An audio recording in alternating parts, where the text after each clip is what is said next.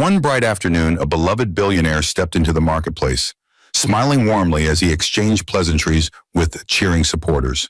Cameras flashed, traders shouted blessings. Everything seemed perfect.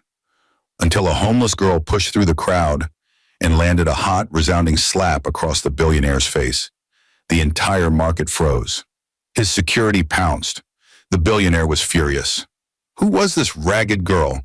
Why would she dare slap a man loved by millions? Was she insane or prepared to rot in jail? But the truth behind that slap will leave you speechless. And what happened afterward will bring tears to your eyes. Before we begin, don't forget to like, share, comment, and subscribe, because today's story will shake you to your core. Let's dive in. The rain had a strange way of falling in Lagos that evening. Slow, heavy, almost deliberate, as though the clouds themselves were tired of watching people suffer. Kamsi stood outside the rusty gate of the compound she had called home for 3 years. Her clothes soaked, her hands trembling as she hugged a nylon bag containing the only thing she could grab before the shouting began. Her heart felt as if someone were squeezing it from within. "Pa Okan, please, just give me 1 more week," she begged, running after her landlord who was already marching back into his flat. "I will get the money. I promise. I've been trying to find extra shifts. Please, sir." He turned sharply, his eyes cold, lips twisted in irritation. Pa Okan was a man who believed the poor were poor because they were lazy. He never saw the struggles, only the failures. "Kamsi," he barked. "I didn't warn you, Tyre. This is 3 months now. You think saying a charity I run here? Carry your things, come on." Before she could speak again, 2 of his nephews came out, dragging her mattress and dropping it on the wet ground. Her clothes spilled out of the torn Ghana Must-Go bag. Her framed certificate from Yabatech fell face down into the mud. A neighbor standing by her door laughed softly. "Nawa-o, fine girl like you no fit get small boyfriend way go help you? You two form holy." Another added, "Abi she dey wait for angel to bring rent from heaven?" Their laughter cut through her like a knife. Kamsi blinked painfully, her eyes filling with tears she didn't want to let fall. She wasn't the type to cry publicly. Her mother always told her, "Your tears are gold, my daughter. Don't waste them on those who don't care." But today, her mother wasn't here. Her father wasn't here. No one was here. She was alone. Her chest tightened. Earlier that year, the small shop where she worked as a sales attendant, Yikayin, had closed unexpectedly. The owner had traveled abroad without notice, leaving her stranded. She took up small cleaning roles in nearby shops, sometimes earning just enough for food. But Lagos rent waits for no one, and poverty does not negotiate. "Sir, please," she whispered again, reaching out. Pa Okan slapped her hand away as though her fingers carried disease. "No, put your hand from my cloth. Come on. If you like, cry from now till tomorrow. You no go enter this house again." The boys pushed out her last bag and slammed the gate. The metallic clang echoed through the street like a final judgment. Kamsi's legs weakened beneath her. She sank slowly beside her things, unable to stop the tears anymore. They mixed with the rain, running down her cheeks in a warm, painful stream. She touched her certificate, wiping the mud from it, her fingers shaking. "I worked so hard," she whispered to herself. "I did everything right. So why?" No answer came. The rain grew heavier. Neighbors shut their windows. Cars splashed dirty water on the roadside where her belongings lay. A stray dog sniffed at her bread wrapper.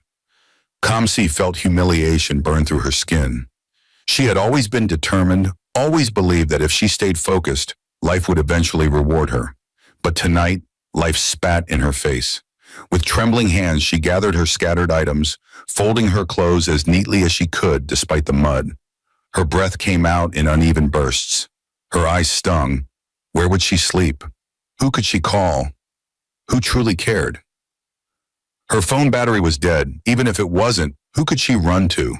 Her parents were gone. Her only close friend had relocated to Port Harcourt. Everyone else was either struggling or indifferent. She lifted the mattress, soaking wet and smelling of dampness, and dragged it under the orange tree across the street to keep it from the rain. Her back ached, her palms burned. She sat on the cold ground, hugging her knees, teeth chattering. Her entire world had collapsed in a single evening. Cars passed by. No one looked at her twice. God, what did I do wrong? She whispered into the night. Thunder rolled like an answer she didn't understand. The longer she sat there, the more invisible she felt. Like Lagos itself was swallowing her silence. Hours passed. The rain slowed. The streetlights flickered. She remained motionless, staring at nothing. By midnight, when the compound finally went quiet, she stood up slowly and looked one last time at the building she once called home. There was no point staying near it. Staying would only remind her of the shame. With numb fingers, she lifted her small bag, wrapped her certificate in her scarf, and began to walk. Past the mechanic shops, past the closed kiosks, past the laughter of those who had mocked her. She walked until her legs could no longer carry her. She found shelter beneath a pedestrian bridge, curled into herself, and tried to sleep on the cold concrete. Her eyes remained open. Her life had shifted in one night, and she had no idea that this unimaginable suffering was about to lead her directly into the path of a billionaire and into destiny. Morning arrived slowly, like a reluctant guest. Under the pedestrian bridge at Ohuelegba, Kamsi opened her eyes to the harsh brightness of Lagos sunrise and the cold stiffness in her bones. Her back ached from sleeping on concrete. Her throat was dry. The night had given her no rest, only a long stretch of painful thoughts. Buses roared past. Conductors shouted destinations with cracked voices. Yaba, Yaba-o, Jibowu straight. People rushed around her, stepping close but never close enough to notice her. She wasn't invisible because she wanted to be. She was invisible because poverty hides people from the world. Her stomach growled violently. She hugged her knees, fighting the dizziness. She had eaten nothing since the previous afternoon. With shaking fingers, she reached into her nylon bag and brought out half a sachet of pure water she had saved. It was warm and tasted slightly sour, but she sipped it anyway. It did little to quench her hunger. Her eyes stung. This was day 2 since her eviction, and the weight of homelessness was already crushing her spirit. Lagos was no place for the tired, the slow, or the broken. She needed food. She needed money. But who would give either to a girl who looked like she had fallen out of the sky? After a long pause, she stood up and dusted her skirt, though the dust replaced itself almost immediately. She tied her scarf tighter and began walking toward the market. The streets were loud, chaotic, and unapologetically alive. She passed hawkers balancing trays of bananas, men pushing wheelbarrows filled with oranges, women frying puff-puff in oil that hissed loudly. The sight of food made her stomach twist painfully. At the entrance of the market, the smell of spices, fried fish, and roasted corn surrounded her, tempting and torturing. All at once, she swallowed hard. She approached a woman selling provisions. "Good morning, Ma," Kamsi whispered, barely audible. The woman looked up, eyes scanning her from head to toe, the worn clothes, the tired eyes, the dusty skin. "Anan, wagon you want? Please, do you have any leftover bread you're not selling? Anything at all? I haven't eaten." The woman frowned. "I no get leftover. I beg shift. You dey block customer." Kamsi nodded and stepped back quietly. She tried another stall, and another, and another. Some ignored her. Some insulted her. One man said, "No be only food, not fuel, you go beg next." She forced herself not to cry. Finally, she approached an old woman selling oranges by the corner, her stall far from the noise, shaded by a large umbrella that had seen better days.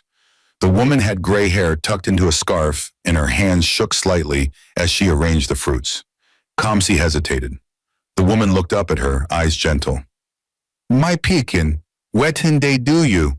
You look pale." Kamsi bit her lip. "Please, mama. Anything I fit eat? I go pay you someday. I just need something small." The woman stared for a long moment, then reached into her pile and took out 2 oranges, fresh, bright, full. She pressed them into Kamsi's hands. "No worry, it no go always be like this." Kamsi's eyes flooded instantly. No one had spoken to her with kindness in days. "Thank you, Mama. God bless you." Chop first, cry later, the woman said softly. Kamsi stepped aside, sat on a low stone and peeled one orange. The juice burst into her mouth, sweet, tangy, almost heavenly. Her hands trembled as she ate slowly, savoring each bite like it was the first meal of her life. As she ate, her ears picked up the rising excitement across the market. Dem say Chief Som today come today. Na lie, that billionaire way day on billboard? Yes-o, him day come support small traders. People screamed, whistled, rearranged their stalls, straightened their clothes, cleaned their tables. The air vibrated with anticipation.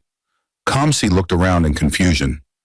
Chief Somto Obianwu, she had heard of him, the billionaire philanthropist, Nigeria's tech giant, the man whose foundation paid school fees for thousands of children. He was like a legend, someone people admired but never saw up close.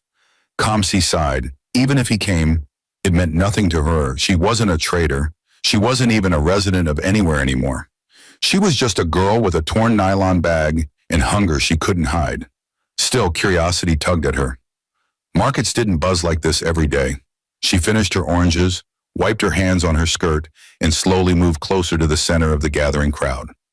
Everywhere, traders were whispering and adjusting their stands. Children climbed benches to get a better view. Then, sirens, loud, sharp, commanding. Security vans rolled in. A sleek black SUV followed behind. The entire market exploded with cheers. He's here! He's really here! God bless this man! People rushed forward, waving, shouting blessings, struggling to catch a glimpse. Kamsi stood at the back, tiptoeing, her heart pounding, not from excitement, but from something she couldn't explain. Something in the atmosphere shifted. A strange uneasiness crawled up her spine. Something didn't feel right. She didn't know why, she only knew this wasn't an ordinary visit. And somewhere in the midst of the celebration, a man in a neat shirt and polished shoes pushed gently through the crowd, a smile on his lips, deadly intention in his heart, and glittering powder on his open palm. Kamsi felt her breath hitch, though she didn't fully understand what she was seeing yet. But destiny was already pulling her closer, closer to the moment that would change her life forever. The market had transformed into a living sea of bodies. Everywhere, people pushed, pressed, shouted, clapped, and prayed out loud as Chief Somto Obianwu stepped out of the SUV with the ease of someone born for the spotlight. Even his security struggled to hold the crowd back. He was tall, dark, and carried himself with the quiet confidence of a man who had known both wealth and war. His smile was warm, genuine enough to make people adore him instantly. Traders shouted his name with the excitement of Wayne's welcoming a superstar. Kabiyesi Somto, helper of the poor. God bless you, sir. Children danced, women blessed him, men saluted him. But Kamsi wasn't watching him, not fully. Her gaze kept drifting back to one particular man she had noticed minutes earlier. A clean-shaven man, well-dressed, too well-dressed for the dusty market. His shirt was neatly ironed, his shoes shining like mirrors. He carried himself not like the traders or the locals, but like someone used to privilege. His eyes weren't on the crowd, only on Somto, and his smile, it was a strange kind of smile, the kind someone wears when they know something the world doesn't. Kamsi had seen him before, though she couldn't place where immediately. Then it clicked. Yes, she had seen him in newspapers. He was Mr. Kola Adeyemi, one of Somto's oldest friends and former business partner. They had started a company together years ago before something went wrong, and Kola was removed quietly from the board. Rumors said jealousy had eaten deep into the friendship. Rumors said he still wanted Somto destroyed. Kamsi didn't know all the details, but she remembered the face, and today that familiar face was smiling too much, too eagerly, too dangerously. As Somto moved closer to greet the traders, Kola slowly pushed through the crowd, adjusting his collar as though preparing for an important moment. His right palm was slightly open and shimmering. At first, Kamsi thought it was sweat catching the sunlight, but then she saw it. The glitter wasn't natural. It clung to his skin thickly, powdery, dark gray with a faint metallic shine. It reminded her of something she had seen once, something horrible. 1 year ago, when she was still working as a shop cleaner, she had witnessed a shocking incident. A man had been rushed into the chemist opposite her shop, screaming and convulsing. Someone had hidden a type of industrial toxin inside his gloves. The powder was odorless, but extremely lethal when absorbed through the skin. It had burned into his palms and entered his bloodstream. She remembered the chemist's panicked shout, "Nobody touch him! The poison dey him hand! If he touch you, na instant death!" That image haunted her for weeks. And here in this market, that same shimmering powder coated Cola's palm. Her heart dropped into her stomach. Her breath hitched. Her body went cold. Cola is going to poison him. He wants to kill the billionaire with a handshake. He came smiling to murder his friend in public. It made terrifying sense. A handshake was the one thing even security couldn't block. And Somto, ever generous, ever trusting, was already stretching his arm out to greet a crowd of traders. That was the moment everything inside Kamsi ignited. She didn't think, she didn't plan, she just moved. Hunger forgotten, fear forgotten, pain forgotten. Her feet carried her through the gathering crowd, squeezing between people, pushing past bodies. Her heartbeat thundered in her ears. Every second she wasted was a second closer to death. Cola stepped forward. Somto turned toward him with a warm smile. "Cola?" Somto said, surprised. "What a pleasant—" His hand rose to meet his friend's. Their palms were inches apart. Inches. Kamsi's voice tore out of her throat, raw and desperate. "Stop!" No one heard her. The market was too loud. So she did the only thing a desperate soul could do. She threw herself forward with all her remaining strength and slapped the billionaire across the face. Not a gentle slap, not a confused slap, but a loud, sharp, bone-stinging strike that echoed through the entire marketplace. Pa! The sound cut through noise like a knife. Everything froze. The crowd gasped. Security officers drew weapons. Women screamed. Children jumped back. Traders dropped their goods. The billionaire staggered backward, stunned, his hand flying to his cheek. Confusion swallowed his features. Cola's hand froze midair, his deadly plan shattered. The entire market erupted in chaos. "Are you mad?" She slapped Chief Somto. "Arrest her. She don't kill herself today. God forbid. Wouldn't they worry this girl?" Within seconds, 3 security agents pounced on her, dragging her to the ground. Her knees scraped the gravel painfully. The dust mixed with her tears. Somto, still holding his cheek, stared at her with disbelief and growing anger. Kamsi gasped, trying to breathe, pointing at Cola. Her voice came out broken but urgent. "His hand! The powder! It will kill you!" One officer slapped her head. "Shut up! You no get sense?" Another twisted her arm. "Should be you want trend, Abi. You don't slap billionaire. Now you go explain "No, listen to me, please," she cried. "His palm, look at it. It's poison. He was going to shake you, please." Nobody listened. Nobody cared, except one person. Inspector Uju, who had just stepped out of the SUV behind the others, froze. Her eyes shifted sharply to Cola's palm. She saw the glitter. Her pupils widened. But before she could speak, Cola quickly rubbed his hand against his trouser, wiping off the powder. His smile faded for a split second, just enough for her to catch the guilt. Uju's breath caught. Something was very wrong. But the scene was too chaotic to reveal anything now. Meanwhile, the crowd chanted angrily, "Beat her! Drag her away! Who she thinks she be?" Somto finally found his voice. "Take her away," he said quietly, painfully embarrassed. "She will explain herself at the station." He didn't yet know she had just saved his life. He didn't yet know he had ordered the arrest of his guardian angel. Kamsi was lifted off the ground and thrown into the security van. The doors slammed shut. Her chest heaved. Her eyes burned. As the van sped off, she caught a final glimpse of Somto, confused, humiliated, still touching the cheek she had slapped.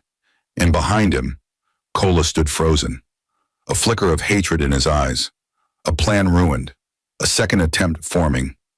Kamsi whispered through clenched teeth, "God, please, Let someone believe me. Her nightmare was just beginning. The security van rattled violently as it sped away from the market, but not nearly as violently as Kamsi's heartbeat. Her wrists were tied behind her with a rough rope that bit into her skin. Dust stung her eyes, sweat mixed with tears on her cheeks. She hadn't even eaten properly in days. The slap had drained the last of her strength. Now she was locked in a metal cage, being treated like a hardened criminal. An officer sitting opposite her hissed, "Nawa for you, girl. You get mind slap billionaire. Even which no fit, try-am." Another laughed cruelly. "Them suppose give you award for most stupid person for Lagos." Kamsi closed her eyes tightly. She wanted to scream. She wanted to explain, but her voice felt trapped beneath fear. What if they never believed her? What if Chief Somto never knew the danger he had escaped? The van screeched to a stop inside a private compound, an interrogation center used only for special cases. The gates shut behind them with a heavy metallic thud. Two officers yanked her out. Her legs buckled. She fell to her knees. "Stand up," one barked, kicking her side. Not hard enough to break bone, but cruel enough to send her gasping. They dragged her inside a dimly lit room, smelling of sweat, blood, and old secrets. A single bulb flickered overhead, casting shaky shadows across the walls. They shoved her onto a metal chair, tying her wrists to the back. An officer paced in front of her, a tall man with a scar across his cheek. "Who sent you?" he demanded. "Nobody," she whispered. "I was trying to save him." A slap cut her short, not as loud as the one she had given Somto, but sharp enough to make her ears ring. "Save him? You slap person to save him?" He sneered. "You think say we be mumu?" "I saw poison on his hand," she whispered through trembling lips. "Please, look at him closely next time." He was holding his palm open. It was glittering. Her voice dissolved. The officer leaned closer, breathing hot anger into her face. "You think say billionaire be your mate? He no go forgive you for this disgrace you give him today." "Prepare yourself." Another officer entered and tossed a photo on the table. A still from the market's viral video. It showed only one thing, Kamsi's hand colliding with Somto's cheek. The room erupted in laughter. Scarface hissed, "See as you give em dirty slap. If no be say your life worth nothing, forsooth you turn your generation to dust." Kamsi's throat tightened painfully. The shame, the helplessness, the humiliation. "It wasn't intentional," she whispered. "I was trying to—" Scarface slapped her again, harder. Her lips split. A metallic taste filled her mouth. "Shut up your dirty mouth." Another officer stepped behind her and grabbed her hair, forcing her head back. "You want trend, Abby? You want go viral?" he said mockingly. "No, please." Tears flowed freely now, hot and salty, dripping down her chin. "We asked who sent you. Talk before we make you talk," Scarface growled. "No one sent me," she cried. "I wasn't trying to hurt him. That man, Cola, his palm had poison. I've seen it before." Scarface laughed. "So now which you be now, you they see poison like CCTV?" Kamsi sobbed quietly. "I saw it. I swear, please listen." But Scarface was no longer listening. He pulled out a baton. She squeezed her eyes shut. "Enough." A firm voice cut through the tension. Inspector Uju stepped into the room, her expression stern but unreadable. She carried authority effortlessly, shoulders straight, gaze sharp, uniform spotless. Her presence sucked the heat out of the air. Scarface stiffened. "Madam, we are still handling the suspect." "I heard," Uju said calmly. "That's why I'm here." She walked toward Kamsi, her footsteps confident and measured. Kamsi trembled, unsure if this was another tormentor. Uju looked directly into her swollen eyes. "Why did you slap the chief?" she asked quietly. Kamsi opened her mouth, but fear choked her voice. Scarface scoffed. "She don't lie, Taya. She talk say she see poison for Cola hand." Uju's eyes sharpened. "Cola?"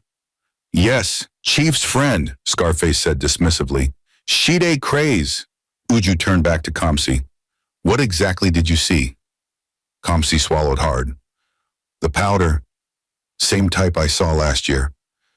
A man. He died from it. It kills through the skin. Please, Ma. I didn't mean harm. I was trying to stop him. Her voice quivered. Please believe me. For a brief moment, Uju's face softened, but she hid it quickly. She circled the room thoughtfully. Scarface smirked. Madam, I beg, make we lock her for cell. She fit day hallucinate. But Uju had seen something earlier at the market. Kola wiping his hands suspiciously against his trousers. The glittery sheen. The quick panic in his eyes. She wasn't convinced this girl was lying. Yet she had no evidence. Not yet. Untie her, Uju said. What, madam? Scarface protested. Untie her. She will be questioned properly later. No more hitting, no more intimidation. If I hear say Una touch her again, everybody here go face query. Reluctantly, they cut Kamsi free. Her arms dropped weakly to her sides. She winced, her joints stiff and bruised. Uju leaned closer and whispered, quiet enough only Kamsi could hear. If you are telling the truth, I will find out. Kamsi looked up, hope flickering in her eyes. Uju straightened, put her in the holding cell, alone, and get her water. Scarface grunted but obeyed. As Kamsi was led away, her body trembling, she glanced back at Uju, the first person who hadn't treated her like trash. Maybe, just maybe, someone would finally listen. But outside this interrogation center, a darker shadow was forming. Kola Adeyemi had not forgotten the slap. He had not forgiven the interruption. And he was already planning what to do next. Night settled over the city like a thick blanket, heavy and suffocating.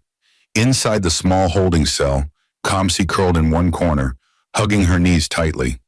The walls were cold. The concrete was harder than the bridge she had slept under. But at least here she was alive. Her cheeks burned from slaps. Her lips stung. Her wrists bore rope marks. Still a tiny spark of hope flickered in her chest. Inspector Uju. She replayed the brief moment when their eyes met. Uju wasn't like the others. She hadn't mocked her. She hadn't dismissed her. She had listened. But would that be enough? As the hours passed, footsteps approached the hallway outside. Keys jingled. Someone opened the small viewing hatch. A dim light spilled in. Kamsi, a calm voice said, are you awake? It was Inspector Uju. Kamsi lifted her head slightly, shielding her eyes from the light. Yes, Ma. Come, Uju said gently. I need you to show me something. The door opened. 2 officers followed behind, though Uju shot them a warning look. No nonsense, no intimidation. She led Kamsi into an adjoining office, cleaner and quieter. A laptop sat open on the table, a flash drive beside it. Sit, Uju instructed. Kamsi obeyed, her body trembling from exhaustion and fear. Uju inserted the flash drive and played a video, market CCTV footage from angles social media didn't capture. The chaotic crowd appeared, arms waving, bodies pushing. Then the camera zoomed in automatically through tracking mode. Kamsi froze. It was the exact moment she saw it earlier. Kola's glittering palm extending toward Chief Samto. Uju paused the video and zoomed in further. The image pixelated slightly, but the shimmering powder was unmistakable.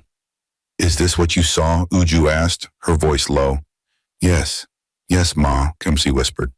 That's the poison, the same type from last year when I was working as a cleaner. A man died from it. They said it enters through the skin. Uju watched her closely, not her words but her eyes. Fear was real. Conviction was real. This was not a girl seeking attention. Uju chewed her lip thoughtfully. Kamsi, this man is Kola Adeyemi.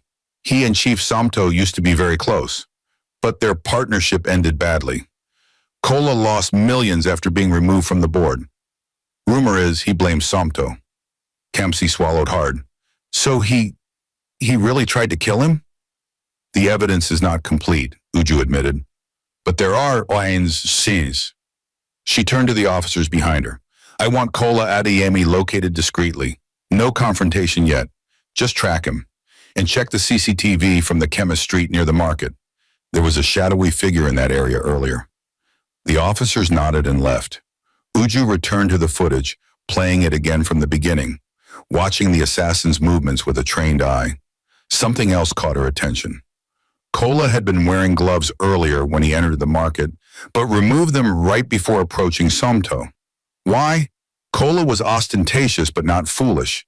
He wouldn't remove gloves unless he wanted skin contact. A handshake. Poison through the palm. Quick death in less than a minute. Perfect murder disguised as a friendly greeting. Uju exhaled slowly, tension tightening in her shoulders. Kamsi watched her. Ma, will you tell him? Will you tell Chief Somto? Uju didn't answer immediately. I need proof, Kamsi. Real proof. Right now it is only footage and suspicion. If I confront the chief or arrest a powerful man like Kola without certainty, I could lose my badge. Kamsi felt her throat tighten. So I will stay here forever? No, Uju said firmly. I promised I would find the truth, and I will. She stood up and crossed to her desk, pulling out a forensic swab kit. Come, she said, motioning Kamsi forward. Ma? I'm going to the market myself. I want to test the exact spot where Kola stood when you slapped the chief. If that powder fell to the ground, even a tiny amount, it will show up. Kamsi's eyes widened. But the market is busy. People walk there every minute. It might be gone. Maybe, Uju said, but poison doesn't wash away easily, and glittery powder is stubborn. Before leaving, she turned to the guard. Do not harm her. Do not interrogate her. She stays untouched until I return. The guard saluted. Uju left the station immediately. The market was quieter now, but not calm. People still clustered in groups talking about the incident. That girl get bad luck. She go chop prison. Imagine slap billionaire in public. And a spiritual problem. Uju ignored the chatter and walked straight to the exact spot captured on camera. She replayed the video on her tablet for positioning, then bent down, holding her flashlight close to the ground. At first, she saw nothing. Then her breath caught. A faint, shimmering residue stuck between two cobblestones, almost invisible unless the light hit at the right angle. Her pulse quickened. She took out her swab and collected the powder carefully, sealing it inside an evidence tube. Next, she scanned the ground again. More glitter, barely visible, formed a tiny trail leading toward a stall. Uju followed it and found another clue. A glove. Dropped, dirty, stepped on, but still intact. She picked it up and sealed it as well. This was no coincidence. This was attempted murder. She stepped aside and called the forensic lab. Prepare immediate analysis, she ordered. I'm bringing samples. As she hung up, her phone buzzed again. It was one of her officers. Madam, we tracked Kola. And? He's leaving town tonight. Her blood ran cold. Kola was trying to escape. Follow him. Do not engage. Do not alert him. I'm on my way. Back at the station, Kamsi stared at the ceiling in her cell, praying silently. God, please, let someone believe me. Let the truth come out. Her stomach growled painfully, her body hurt everywhere. But for the first time since her nightmare began, she felt a thin thread of hope. Someone was fighting for her. And the truth was finally beginning to rise from the shadows. Morning crept into the interrogation center, slowly casting long shadows across the gray walls. Kamsi had barely slept. Every time she closed her eyes, she saw the slap, the shocked face of Chief Somto, the brutal hands of the officers, and the glittering poison on Kola's palm. Her body ached everywhere. Her lip was swollen. Her wrists stung. But somewhere deep inside, a whisper of hope still fluttered. Inspector Uju. She replayed her words. If you're telling the truth, I will find out. Kamsi held on to it like a lifeline. The cell door suddenly clicked open, making her flinch. Two guards entered, but not with the cold hostility she expected. They stood straighter than usual, almost nervous. Stand, one muttered. Kamsi rose slowly, wincing. Her knees trembled. Her throat was dry. They walked her through the corridor toward the same office where Uju had questioned her. The faint smell of disinfectant mixed with the metallic scent of fear. When the door swung open, Kamsi gasped softly. Inspector Uju was there, waiting. But she wasn't alone. Chief Somto Obianwu sat beside Iyun, not with anger, not with humiliation, but with a strange mixture of shock, regret, and something like sorrow deep in his eyes. Kamsi froze. Come in, Uju said gently. Her legs felt heavy as she stepped inside. She expected yelling, blame, insults. Instead, Somto stood up slowly. His face, still marked faintly where her palm had landed, softened. Kamsi, he began, voice low. Sit down, please. Kamsi's breath caught. He knew her name. She lowered herself into the chair. Her fingers trembled on her lap. Uju spoke first. We ran forensic tests on the market stones, she said, placing a test report on the table. The powder you mentioned, it matches Oganihu 7, a prohibited neurotoxin that kills through skin absorption. Kamsi gasped quietly. Uju continued, the glove we recovered near the scene carries the same residue, and both were found exactly where you described. Somto inhaled sharply, looking shaken. Kamsi, he whispered, you saw that from a distance? You recognized it? Tears filled her eyes. I didn't want you to die. I just reacted. I thought, if I didn't stop you, something terrible would happen. The billionaire lowered his gaze, swallowing hard. Uju cleared her throat. Lab results came in at 5 a.m. I alerted the commissioner. An arrest warrant for Kola Adeyemi has been issued. He attempted to flee, but we intercepted him on the highway. Kamsi's eyes widened. He was really trying to kill you? Somto nodded slowly, painfully. Yes, Kola and I were friends for 12 years. We built our first business together. When we expanded, greed poisoned him. I removed him from the board after he siphoned money from the charity funds. Since then, he blamed me for his downfall. He ran a hand over his face, despair flickering in his expression. I never believed he would try to kill me. Not like this, not so publicly. Uju added, he confessed partially during interrogation. He didn't plan to miss. Your intervention destroyed his timing. He had no idea you recognized the toxin. Kamsi lowered her head, overwhelmed. I wasn't trying to embarrass you, sir. I wasn't thinking. I just saw what I saw and Somto stepped forward, slowly kneeling to her eye level. The move shocked even Uju. Don't apologize, he whispered. You saved my life. Kamsi's lips parted, her breath trembling. You believe me? He nodded, eyes filled with something close to remorse. I owe you more than belief. I owe you an apology. His voice cracked slightly. I let them arrest you. I let them hurt you. I judged you by your appearance without knowing your heart. A tear slipped down Kamsi's cheek. Somto's jaw tightened with pain. You protected me when my own friend came to destroy me. You saw what even trained officers missed. If not for you, his voice broke. I might have been buried today. Kamsi covered her mouth, overwhelmed. Uju stood, holding a signed document. Kamsi Adiele, by the order of the police commissioner, you are officially cleared of all charges. You are free. Kamsi blinked rapidly, unable to process the words. Free. After humiliation, after torture, after nearly dying for trying to help. Free. But before she could speak, Somto reached out gently and lifted her trembling hands. I promise you, he said softly, your suffering ends today. Everything you lost, I will restore it, and everything you dreamed of, I will help you rebuild it. Kamsi sobbed quietly, her shoulders shaking. Why are you being so kind to me? She whispered. Somto looked at her with deep sincerity. Because kindness is what you gave me first. When you had nothing, you still tried to save me. He squeezed her hands gently. From this moment, you are no longer alone. Kamsi cried harder, years of pain melting into relief. Uju placed a warm hand on her shoulder. You were brave, Kamsi. Most people would have run. You ran toward danger.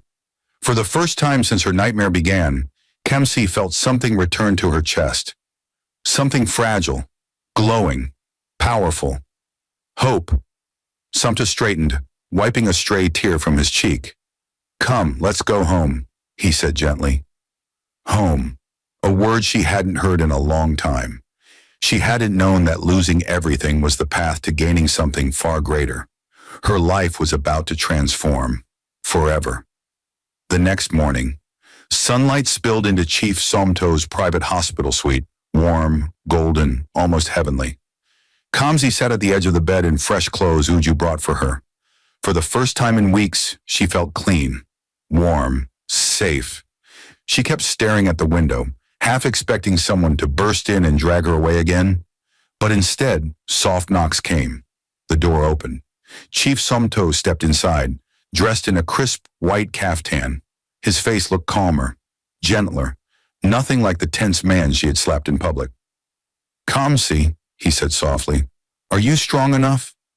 She nodded, though her heart fluttered nervously. "For what, sir?" He smiled. "For your freedom and your honor." She blinked. My honor?" "Come," he said, extending a hand. Her fingers trembled as she placed her palm gently into his. He held her as though she were something fragile, something precious. They walked out together. The press conference that shook Nigeria. When they arrived at the conference hall of Somto Industries, cameras flashed so brightly Kamsi almost stepped back. Rows of journalists filled the hall, murmuring loudly, adjusting microphones. At the center was a long table with the company's logo behind it. Chief Somto led Kamsi to the seat beside him. Gasps filled the room. Whispers rose. "That's the girl who slapped him. Why is she sitting beside the chief? What's happening?" Somto raised a hand for silence. The room stilled. He took a deep breath, then began. "Yesterday," he said, voice deep and steady, "the nation saw a viral video of a young woman slapping me in public. Cameras clicked rapidly. Most of you mocked her. Many insulted her. Some called her a criminal. Even I did not understand." He paused, emotion tightening his throat. "But today I stand before you with the truth." Kamsi's heart pounded. "This young woman," he said, resting a gentle hand on her shoulder, "saved my life." A thunderous wave of murmurs swept the room. Sama continued.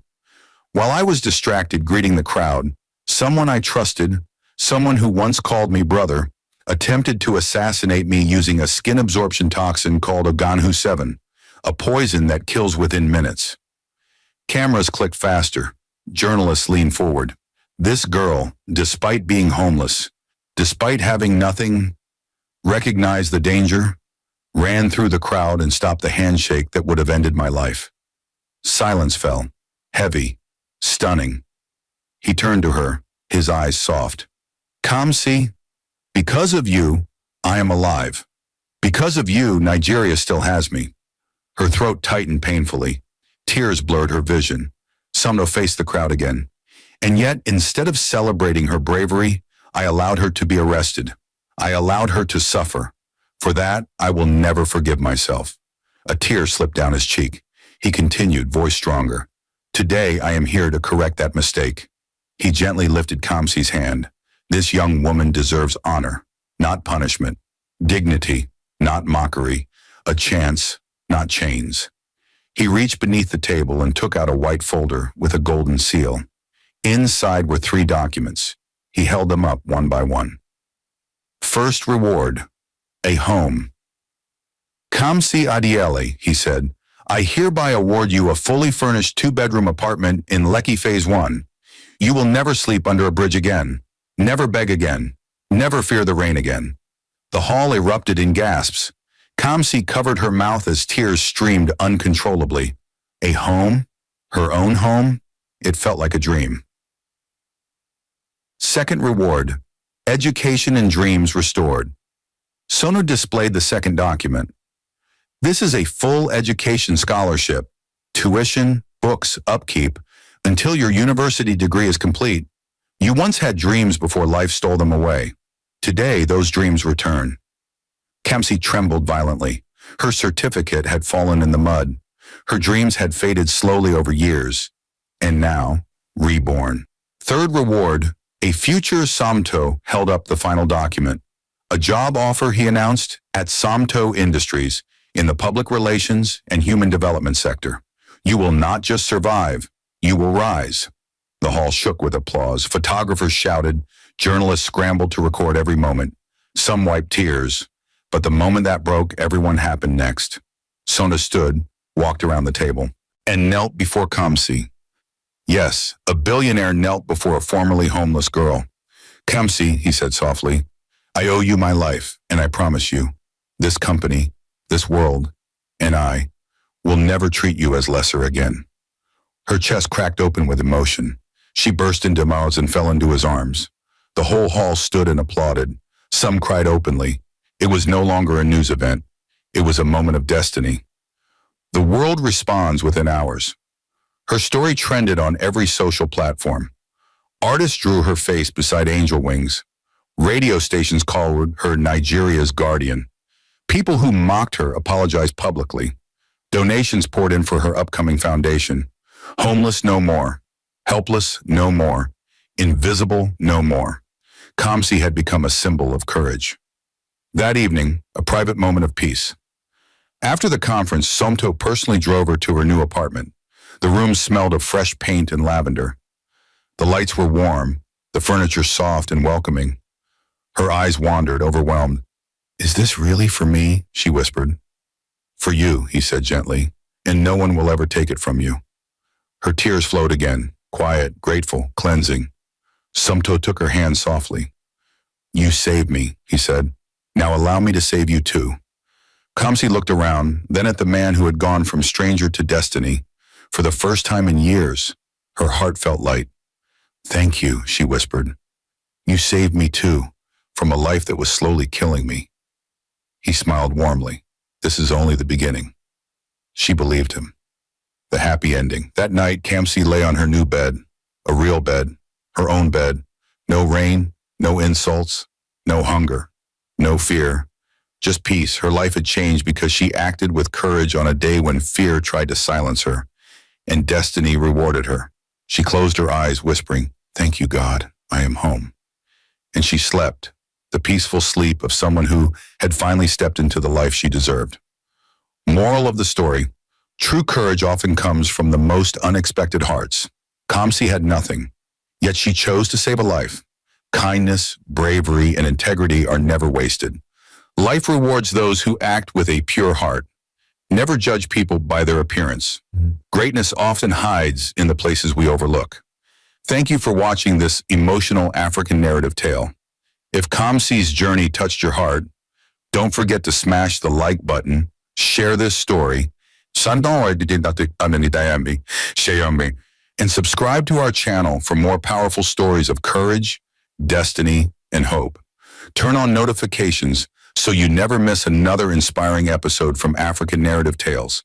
Your support keeps these stories alive.